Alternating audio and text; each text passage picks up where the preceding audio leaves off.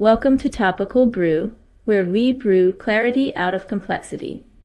Today, we answer a crucial question: what exactly is statistical data, and how do we organize it?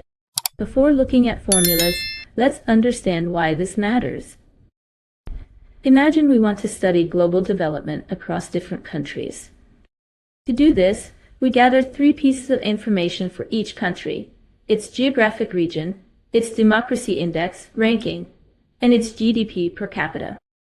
How do we organize and model these completely different types of information inside statistics? We organize this raw information by structuring everything into a unified data matrix. Think of it like a spreadsheet containing n distinct units and p variables. Notice that every row corresponds exactly to an observational unit, denoted as n, such as a specific country like Algeria or Germany. Conversely, each column captures a unique characteristic or variable, denoted as p, such as region classification, democracy scale, or GDP. In short, rows hold our subjects, while columns track our variables. Let's break down these variables, starting with nominal variables.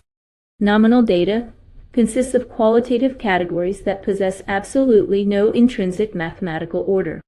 For instance, we might code Africa as 1, Asia as 2, and Europe as 3.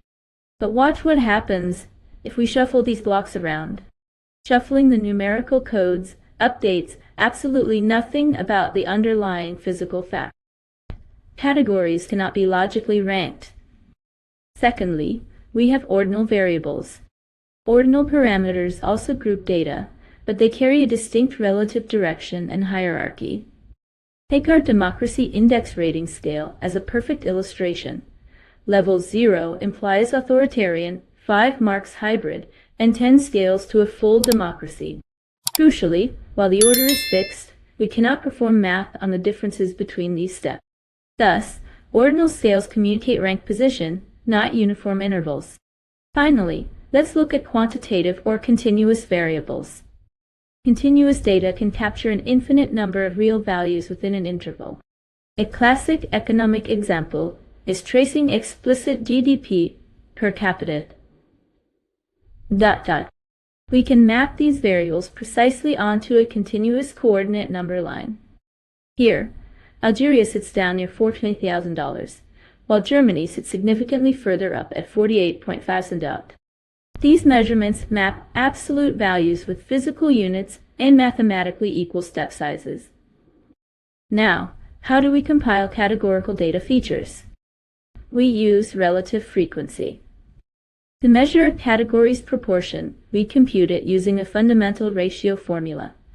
P sub k equals F sub k over n, where P sub k is the relative proportion of category k, F sub k is the absolute count of category k, and n is the total sample size.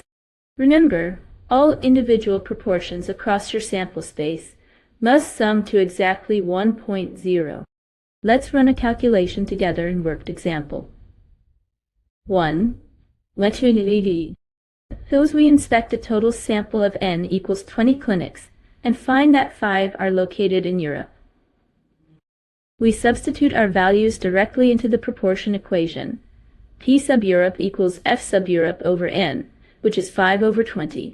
Simplifying this fraction maps down to a clean value of 0.25, which scales directly to 25%. This confirms European clinics comprise exactly 25% of our active dataset. What if we track combined ordinal positions? Let's check worked example 2. Across 50 cities, say 10 map to democracy. Level and 15 fall into level 1. The independent proportions resolve to 0.20 and 0.30. To find the cumulative value up to level 1, we aggregate both tracking proportions.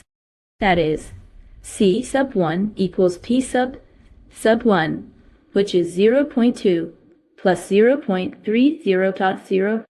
Our final combined outcome is 0.50, or 50%, indicating that exactly half of the surveyed cities score a democracy level of 1 or less. How do we graph this?